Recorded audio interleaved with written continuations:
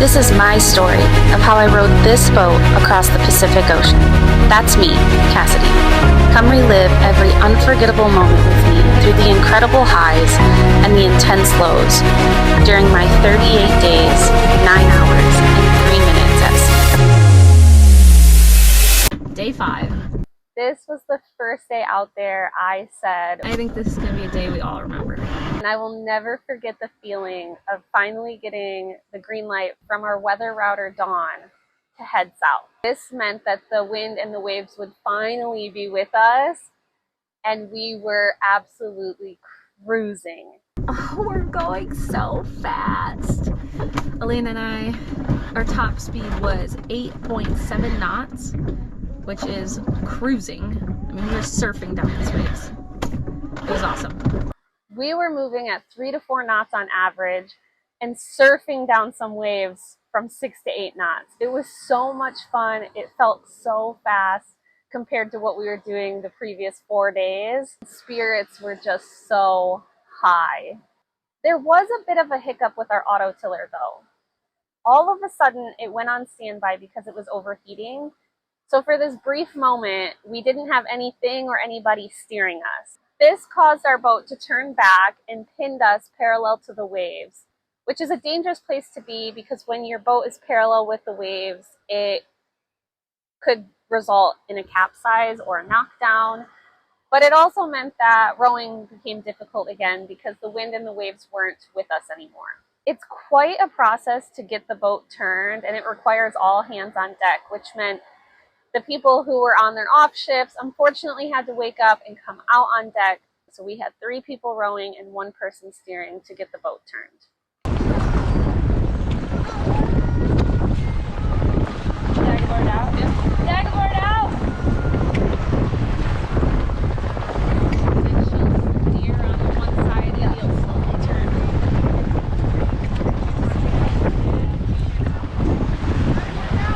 Okay.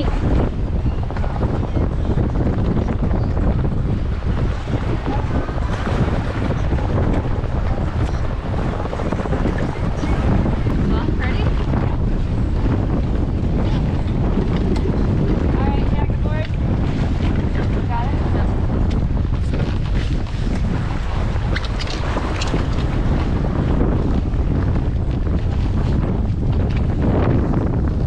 Okay, still good? Yep.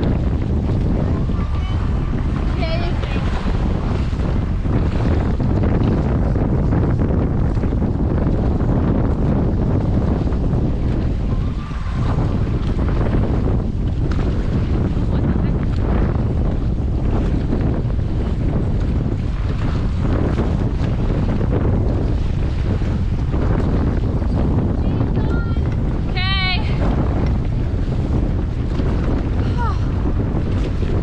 Good job, guys.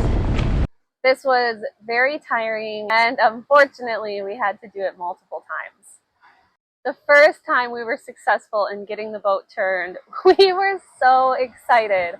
It worked! We turned us on! And we also celebrated with a Hawaiian. Choo! Picking up speed and having easier rowing conditions weren't the only positives of this day. I finally found a meal that I loved. New favorite meal. Chicken and dumplings. Super good. This is going to be my first full meal eaten, no doubt. It ended up being one of my go-to freeze-dried meals for the entire crossing, and I would make sure to space out all of my favorite meals so that I wasn't eating them all at once, and to make sure I had my favorites at the end of the race when I was really sick of eating freeze-dried food. I also came up with another song.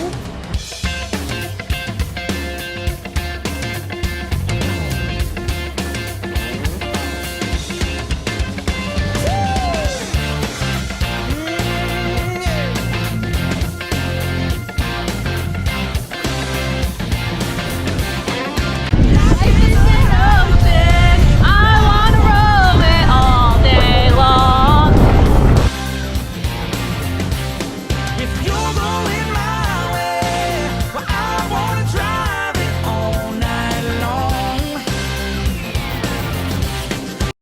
was so fitting for this moment, and it just found us at the perfect time. You can just see how happy I am that we are finally moving faster and how much easier the rowing had gotten. This moment really felt like life was a highway. We were moving fast, we were having fun, and we were just so happy.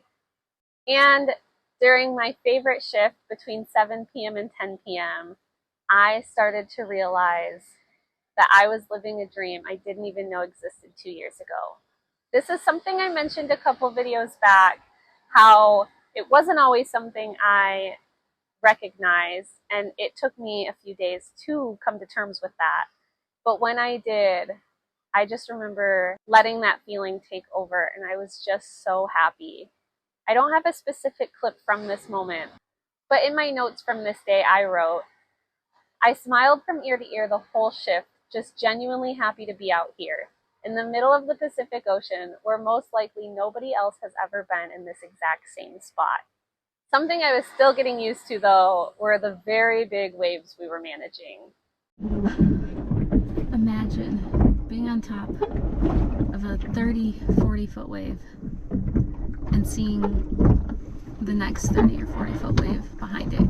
You have no idea if your boat's going to get down the back of the first wave and up the top of the second wave in time before it crashes on you. It's terrifying. Now imagine that in the pitch dark, and you can't even see anything. You have no idea what's coming for you, what's going to allow you to pass over. And you just have to have faith and trust in your little 28-foot boat to do what it's supposed to do. At the end of day 5, right before I ended my 1 a.m. to 4 a.m. shift, I was smacked in the face by a wave, and I ended up getting a bloody nose. Well, the wave freaking crashed right into my face, and then shortly after, I got a bloody nose, which is not uncommon for me. I used to get bloody noses all the time, but it is a little odd that it happened in the middle of the ocean. And, you know, we don't have any Kleenex or tissues here, so I used some wipes and brought some gauze from the med kit into our cabin, just in case it happens again. I think maybe because my nose is so dry from the wind blowing in my face, but I don't know.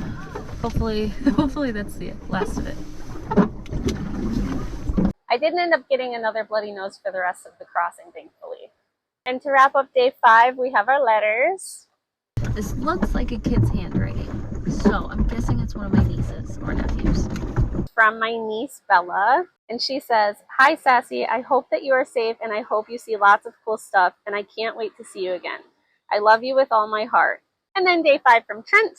And he says, "No doubt you probably have some insane stories by now. I'm absolutely excited to hear them. Make sure you're writing them down. Remember to also take tons of pictures and videos. You're going to want these memories forever. The good, the bad, the ugly, even pictures of you pooping in the bucket for the laughs later." I've not recorded that yet, but I think I should at least once. It's quite the experience.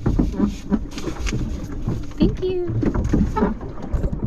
I knew it when we were out there, and I know it now. Day 5 was one for the books. It was a super special day.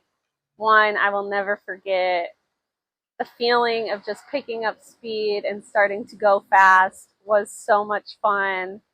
And I wish I could bottle up that feeling forever. And I will see you next week for days 6 and 7.